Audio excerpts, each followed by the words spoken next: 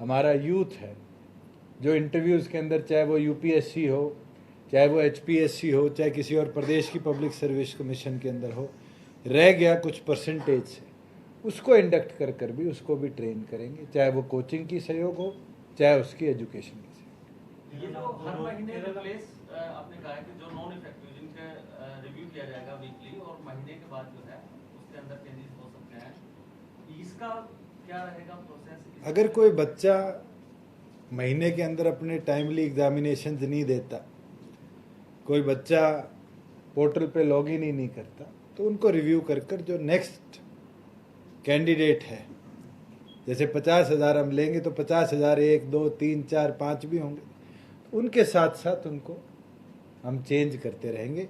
मगर एक चीज़ और साझी करूं कि हमारे जितने रोज़गार ऑफिसेज हैं, एम्प्लॉयमेंट ऑफिस हैं, डिस्ट्रिक्ट लेवल पर भी, सब डिवीज़न लेवल पर भी, उनको डिस्ट्रिक्ट और सब डिवीज़न लेवल के पोर्टल हम बना कर देंगे। और जो बच्चा इस प्रोग्राम में उस डिवीज़न से है, उस रोज़गार ऑफिस के साथ अटैच्ड है, उसकी भी ऑफिस लेवल तक मॉनिटरिंग हम करवाएंगे कि अगर उसको कोई बुक्स चाहिए, किसी प्रकार की कोई हेल्प ग्राउंड पे चाहिए लाइब्रेरी के अंदर, तो उसको लोकल लेवल पर हम सहयोग कर पाएंगे। तो केवल मात्र हेड ऑफिस लेवल पर वीकली नहीं, वीकली इसको सब डिवीज़न लेवल पर भी, क्योंकि हमने नए 11 सब डिविजनल ऑफिस और प्रदेश के अंदर इस वित्त वर्ष में खोले हैं, तो उसी टारगेट के साथ है कि हम तमाम 67 हमारे सेंटर्स के अंदर सक्सेसफुली हमारे बच्चों को ट्रेन भी कर पाए और उनको जो जो थोड़ी थोड़ी मदद चाहिए वो टाइमली उपलब्ध हो।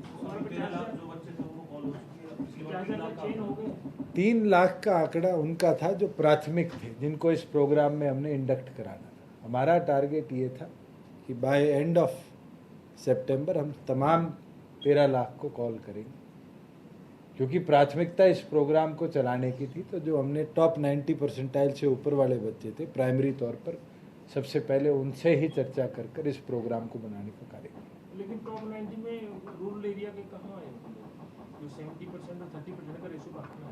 वो तो एड्रेस से हम छाट लेंगे। नहीं, तो रूरल में काम भी चल रहा है, 50,000 का चयन हुआ नहीं है। मैं तो इतना बता सकता हूँ कि जानकारी, क्योंकि एक इशू आया है, एक चयन कैसे हुआ, नंबर 1 आपने 50,000 का दिया, आपने टॉप 90 बता दिया, टॉप 90% जो लोग आएंगे, उसमें रूरल और अर्बन का कैसे हमने 90 के जो नंबर है वो बहुत ज़्यादा है, 50,000 से भी ज़्यादा बच्चे 90 में। उसके अंदर एक चीज़ तो कह सकता हूँ, रूरल उसी को काउंट करेंगे जिसके आगे वीपीओ लिखा, और जैसे जैसे उसकी चलेगी, अगर हमें परसेंटाइल नीचे भी करना पड़े रूरल के लिए तो उसको भी हम करेंगे। इसमें मान लीजिए सर, किसी का अगर 55,000 है और अगर 50,000 तक 70% नहीं आए रूरल के, तो 55,000 रूरल को प्राथमिकता दी जाएगी। उसके लिए क्या छूट होगी सर? आपको बताया दिया कि 70% हम रूरल लेंगे, 30 अर्बन लेंगे, तो छूट ही। पंजाबी भी है, इंग्लिश भी है, हिंदी भी है, और हम तो कोशिश करेंगे कोई गुजराती सीख के जाए, मराठी सीख के जाए तो उसको उसके अंदर भी उपलब्ध कराए, क्योंकि ग्रेड अप के पास लगभग 16 भाषा के अंदर उनके एग्जामिनेशन सेटअप आज तैयार है। मगर क्योंकि पंजाबी एक ऐसा मीडियम है जो हरियाणा के साथ लगते हुए प्रदेश में उपयोग होता है, तो हमारा प्राइमरी फोकस हिंदी, इंग्लिश और पंजाबी पे।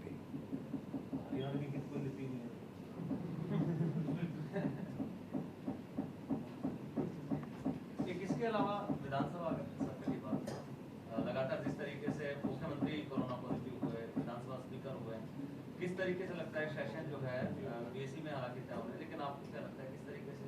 देखिए, कल हमारे 6 सदस्य, जिसमें माननीय मुख्यमंत्री जी, माननीय विधानसभा अध्यक्ष, आज हमारे ट्रांसपोर्ट मिनिस्टर और 3 विधायक कोविड पॉजिटिव आए हैं।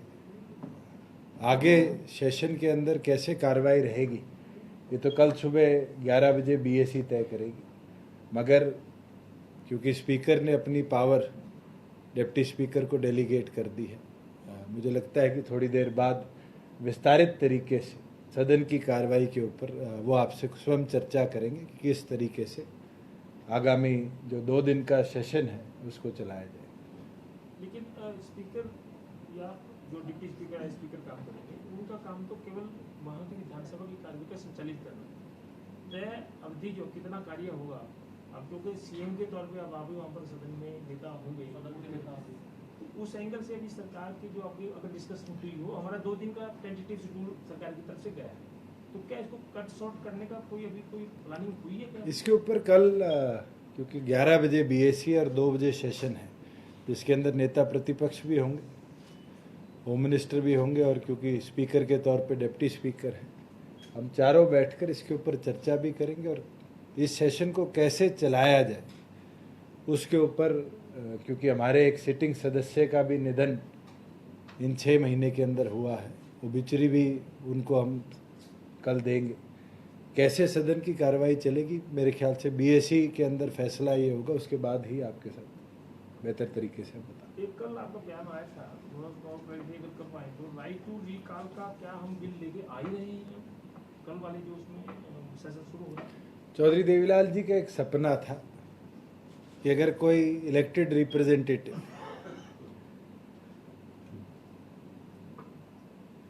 अपना मत खो देता है जनता के अंदर, तो उसको राइट टू रिकॉल का अधिकार जनता को मिलना चाहिए। और इसके ऊपर हमारी चर्चा भी हुई सरकार की, और फिर ये निर्णय लिया गया, और हम प्रयासरत हैं कि इस सेशन के अंदर सदन में भी इसके ऊपर चर्चा हो, सदन के सहमति के साथ प्रदेश के अंदर, क्योंकि डायरेक्ट इलेक्टेड पंचायती राज रिप्रेजेंटेटिव सरपंच के ऊपर निरंतर हम देखते हैं कि अलग अलग आरोप लगते रहते हैं। जब इलेक्टेड लोग जनता के मत से इलेक्ट होकर आते हैं, क्योंकि प्रदेश के अंदर कानून हम पंचायती राज और अर्बन लोकल बॉडीज लेवल तक के तो बना सकते हैं, इसलिए हमने निर्णय लिया है कि हम सदन के आगे प्रस्ताव रखेंगे कि प्रदेश में आगामी जो पंचायती राज इलेक्शंस हो उसके बाद राइट टू रिकॉल की व्यवस्था बनाई जाए, जिसके अंदर सरपंच अगर गांव का फेथ खो देता है तो गांव के वोटर्स के पास अधिकार होना चाहिए कि उसके विरुद्ध के अंदर वोट डालकर मिनिमम 1 साल की अवधि उसके सरपंच की जब खत्म हो जाए तो उसको हटाकर नए सरपंच की नियुक्ति की ओर भी कदम उठाओ। इसके लिए तो बिल लेके आना पड़ेगा ना? बिल लेके आएंगे।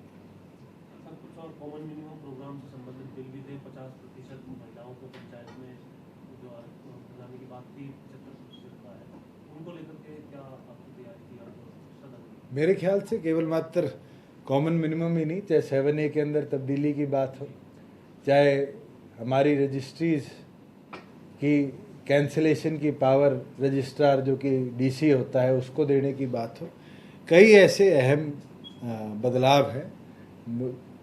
कल बीएससी जो डिसाइड करेगी लेजिस्लेटिव बिजनेस कैसे आएगा, उसके अंदर फिर वो सारे आपके सामने होंगे, चाहे वो अर्बन लोकल बॉडीज़ के रिलेटेड हो, टाउन कंट्री प्लानिंग के हो, स्पोर्ट्स के हो। मुझे लगता है कि आगामी दिनों के अंदर अच्छे बदलाव, प्रोग्रेसिव बदलाव हमें लॉज के अंदर प्रदेश में दिखे। आप पीछे राज्यपाल साहब से मिले थे, तो वो 75% का जो बिल था उसको, क्योंकि अब ऑर्डिनेंस को हम बिल के तौर पर लेके आ रहे हैं, तो हमने राज्यपाल से आग्रह किया है कि हम उसको विड्रॉ कर फ्रेश बिल उसी सब्जेक्ट के अंदर विधानसभा में पेश करेंगे।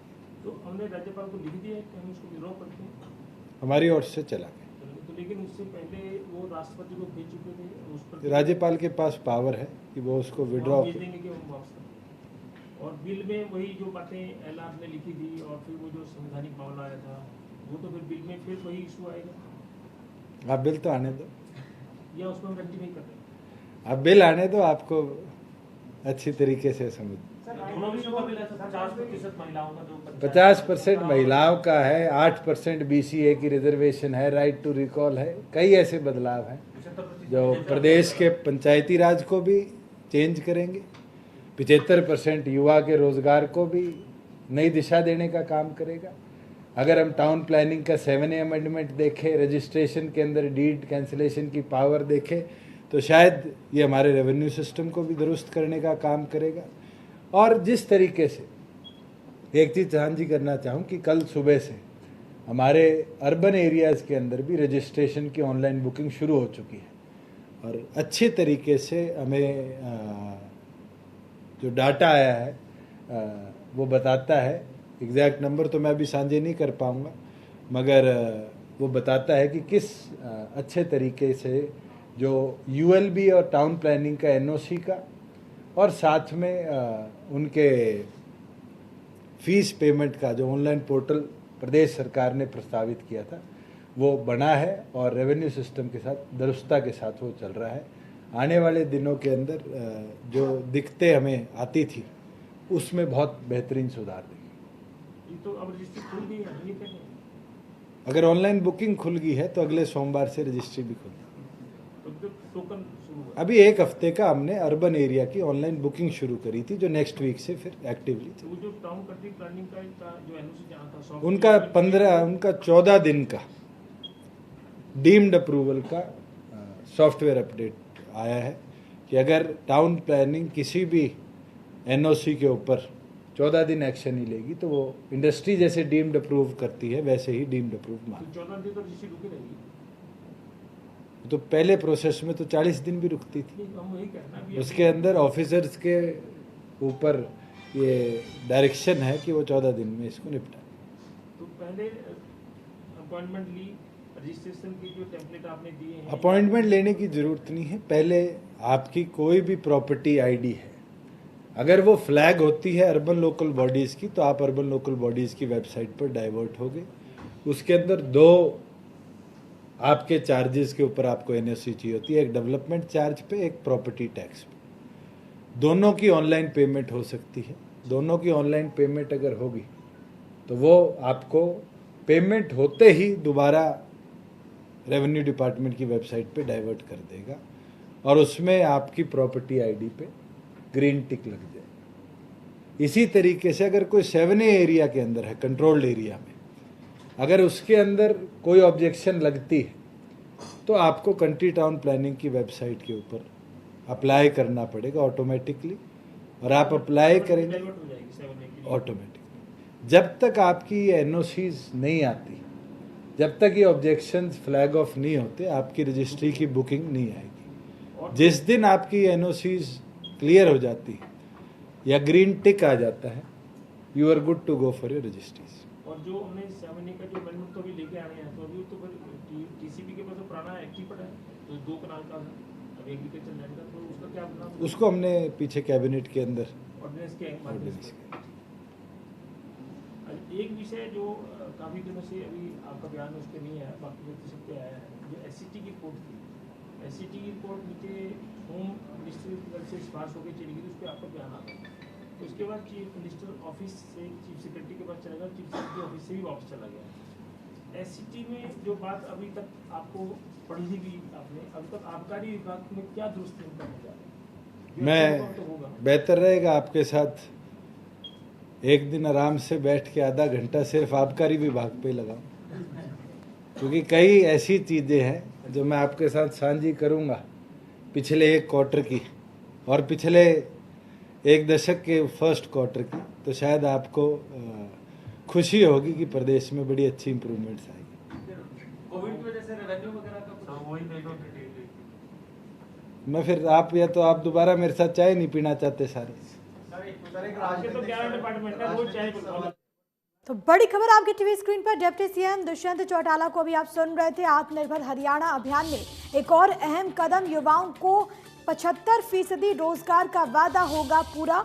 हरियाणा सरकार का M3M फाउंडेशन से करार अपने आप में बहुत ज्यादा महत्वपूर्ण, और खुद दुष्यंत चौटाला डिप्टी सीएम ये कहते हुए कि प्रदेश में रोजगार के लिए ये एक महत्वपूर्ण करार है। इसके अलावा प्रेस कॉन्फ्रेंस में उन्होंने तमाम तरह की बड़ी बातों का जिक्र किया, चाहे वो रजिस्ट्री से जुड़ी हुई, चाहे वो पंचायतों से जुड़ी हुई हो या फिर विधानसभा सत्र को लेकर हो, हर एक बात पर अपनी बात रखते हुए यहाँ पर डिप्टी सीएम दुष्यंत चौटाला। फिलहाल आगे बढ़ते हुए सिरसा की बात कर लेते हैं, जहां से एक बड़ी खबर मिल रही है। यहाँ पर आपको ये बताएं कि लगातार मामले जो है वो रिपोर्ट हो रहे हैं। कोविड-19 की रफ्तार यहाँ पर थमने का नाम नहीं ले रही। आज भी 46 नए मामले रिपोर्ट हुए हैं।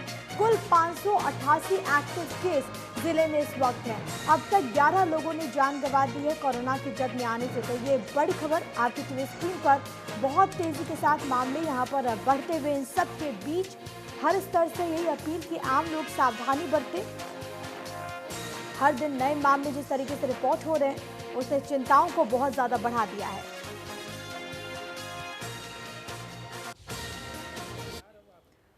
कल से हरियाणा विधानसभा का मॉनसून सत्र शुरू होने जा रहा है। सत्र से पहले विधानसभा परिसर में नेता विपक्ष भूपेंद्र सिंह हुड्डा की अध्यक्षता में कांग्रेस विधायक दल की बैठक हो रही है, जिसमें कांग्रेस सदन के अंदर सरकार को तमाम मुद्दों पर घेरने की रणनीति तैयार कर रही है। विधानसभा का मॉनसून सत्र 2 दिन चलेगा। ऐसे में तमाम मुद्दों पर कांग्रेस की कोशिश सरकार को चौतरफा घेरने की होगी। ये तस्वीरें भी आपके टीवी स्क्रीन पर। इस वक्त एक महत्वपूर्ण बैठक कांग्रेस विधायक दल की।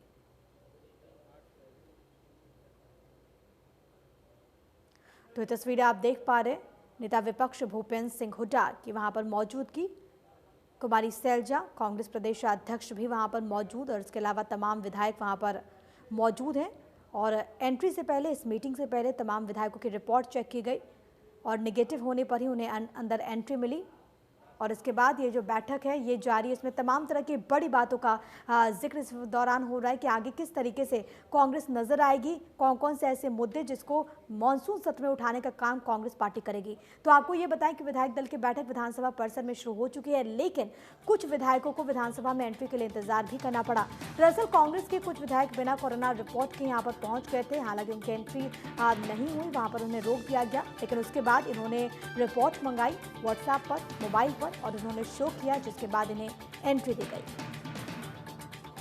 तो ये तस्वीरें भी आपकी टीवी स्क्रीन पर, क्योंकि ये रिस्ट्रिक्टेड एरिया है और यहीं पर क्योंकि कल सत्र का आगाज हो रहा है, और ऐसे में तमाम जो प्रिकॉशंस हैं, तमाम जो एहतियात है वो वहाँ पर कर्मचारियों के द्वारा, अधिकारियों के द्वारा बरते जा रहे हैं। और इसी क्रम में आपको बताएं कि तमाम जो विधायक इस मीटिंग में हिस्सा लेने के लिए पहुंचे, उनसे सबसे पहले उनकी रिपोर्ट जो है वो मांगी गई। फिलहाल के लिए आपको बताएं कि मीटिंग जो है वो जारी है। इस बड़ी खबर पर हमारी नजर बनी रहेगी, लेकिन फिलहाल एक नजर इस वक्त की हेडलाइंस पे। प्रस्तुत करता है हेम पुष्पा। इम्यूनिटी बढ़ाए, स्वस्थ बनाए, महिलाओं की नंबर 1 आयुर्वेदिक औषधि व टॉनिक। विधानसभा में एंट्री को लेकर दिख रही सख्ती, बिना कोरोना रिपोर्ट सदन में घुसने पर रोक। विधायक दल की बैठक के लिए कांग्रेस विधायक ने दिखाई कोरोना रिपोर्ट की हार्ड कॉपी। अब तक बीजेपी के 6 विधायकों की कोरोना रिपोर्ट आई पॉजिटिव। कैबिनेट मंत्री मूलचंद शर्मा और रतिया विधायक लक्ष्मण दास भी चपेट में। कल इतरी विधायक और अंबाला विधायक में भी हुई थी संक्रमण की पुष्टि।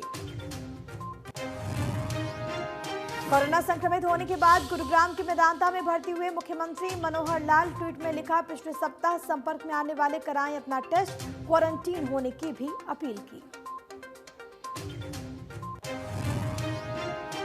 विधानसभा सत्र से पहले विधायकों के कोरोना संक्रमित होने से बड़ी परेशानी। स्पीकर ज्ञानचंद गुप्ता के अलावा एमएलए हॉस्टल के कई कर्मचारी भी हो चुके positive. Deputy speaker Ranbir Gangwa निभाएंगे जिम्मेदारी।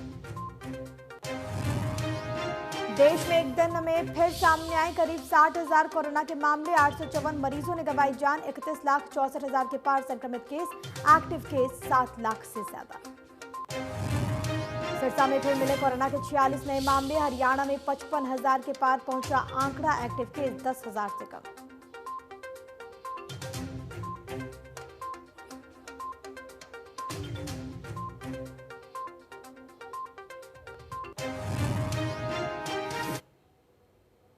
विधानसभा के बाहर ही कर्मचारी मौजूद थे। वो विधायकों से कोरोना रिपोर्ट की हार्ड कॉपी मांग रहे थे। जब विधायक बिशन लाल सैनी बिना रिपोर्ट के वहां पर पहुंचे तो उन्हें रोक लिया गया। हालांकि उन्होंने ये बताया कि कोरोना का टेस्ट उन्होंने कराया है, लेकिन उनकी रिपोर्ट अभी नहीं आई है। बिशन लाल सैनी से ने व्हाट्सएप के जरिए सीएमओ से रिपोर्ट मंगवाई। हरियाणा विधानसभा का मानसून सत्र कल से शुरू होने वाला है। इससे पहले कई ऐसी चीजें हैं, कई ऐसी जो रिपोर्ट्स हैं जिन्होंने पूरे विधानसभा को हिलाकर रख दिया। विधानसभा अध्यक्ष कोविड-19 पॉजिटिव आए, उसके बाद मुख्यमंत्री मनोहर लाल खट्टर की कोविड की रिपोर्ट जो है वो पॉजिटिव आई। ऐसे में आज कांग्रेस विधायक दल की बैठक जो है वो विधानसभा परिसर में होनी तय कर रखी थी, लेकिन आप देख सकते हैं कि यहाँ पर जो विधायक पहुंच रहे हैं उनसे भी कोविड-19 की रिपोर्ट जो है वो मांगी जा रही है। यानी कि अगर आपके पास कोविड-19 का टेस्ट का जो नेगेटिव रिपोर्ट अगर आपके पास नहीं है तो आप इस एंट्री प्रेमिसेस यानी कि इस परिसर के अंदर एंट्री जो है वो आपकी रिस्ट्रिक्टेड है, आप नहीं जा पाएंगे। तो ऐसे में कहीं ना कहीं ये सुनिश्चित किया जा रहा है कि कोरोना का संक्रमण जो है वो ज्यादा ना फैले, क्योंकि इससे पहले विधानसभा के अध्यक्ष की रिपोर्ट जो है कल दोपहर ये साफ हुआ था कि वो कोरोना पॉजिटिव पाए गए हैं। मुख्यमंत्री मनोहर लाल की कोविड रिपोर्ट पॉजिटिव आने के बाद उन्हें मेदांता गुरुग्राम में जो है वो भर्ती कराया गया है।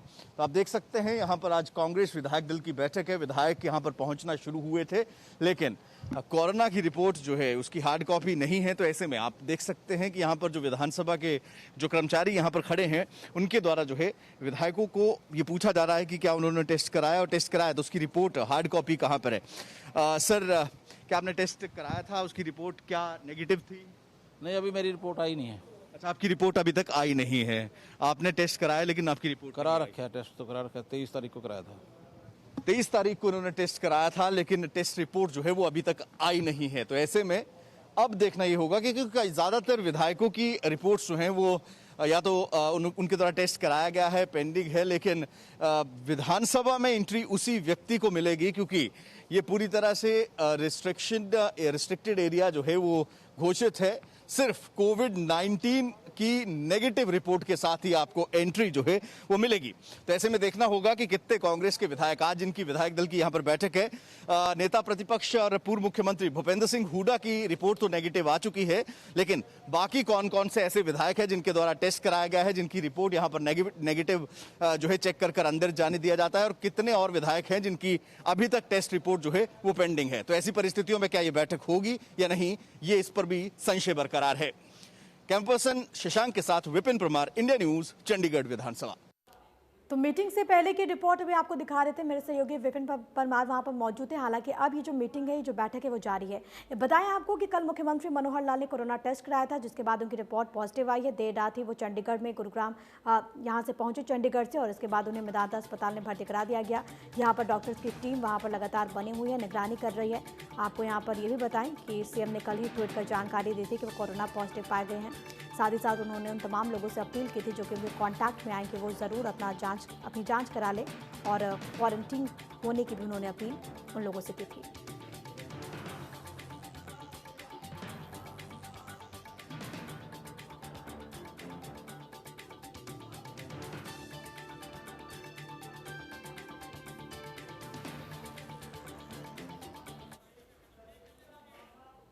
और इस बीच एक बड़ी जानकारी मिल रही है, सीधे आपको इसी से रूबरू करवा देते हैं। आपकी टीवी स्क्रीन पर ये बड़ी खबर आपको दें, कांग्रेस विधायक दल की बैठक खत्म हो चुकी है। बड़ी खबर आपकी टीवी स्क्रीन पर।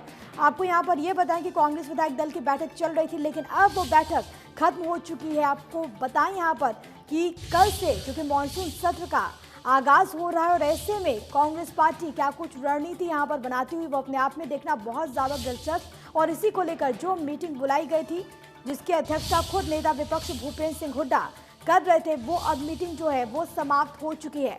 कांग्रेस विधायक दल की बैठक खत्म हो चुकी है और एक रणनीति बनाई गई, कौन कौन से मुद्दे जिस पर चर्चा की गई, जो कल कांग्रेस पार्टी सदन के भीतर उठाती हुई नजर आएगी, वो अपने आप में देखना बहुत ज्यादा दिलचस्प। हालांकि इस वक्त जो हालात हैं जाहिर तौर पर वो बदले क्योंकि कोरोना काल चल रहा है। कई ऐसे चेहरे जो हैं वो हमें सदन के भीतर नजर नहीं आएंगे, लेकिन इन सब के बीच इस बैठक के बाद एक रणनीति भी बनाई गई है कांग्रेस पार्टी की ओर से कि ये जो सत्र जो बुलाया गया है, इसमें कांग्रेस पार्टी किस तरीके से मुद्दों को उठाएगी, कौन सी रणनीति के तहत इस दौरान कांग्रेस पार्टी मौजूद रहेगी सदन के भीतर।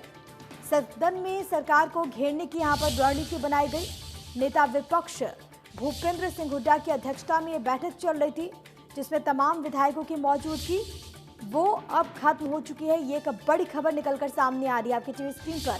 ये बड़ी जानकारी और इसमें तमाम बड़ी बातों का जिक्र किया गया, क्योंकि कल से विधानसभा का मॉनसून सत्र शुरू हो रहा है और ऐसे में देखना बहुत ज्यादा दिलचस्प कि इस रणनीति के तहत किस तरीके से मोर्चा संभालती है सदन के भीतर कांग्रेस पार्टी। ये तस्वीरें मीटिंग की हम आपको दिखा भी रहे हैं, जहां पर तमाम लोगों की मौजूदगी रही।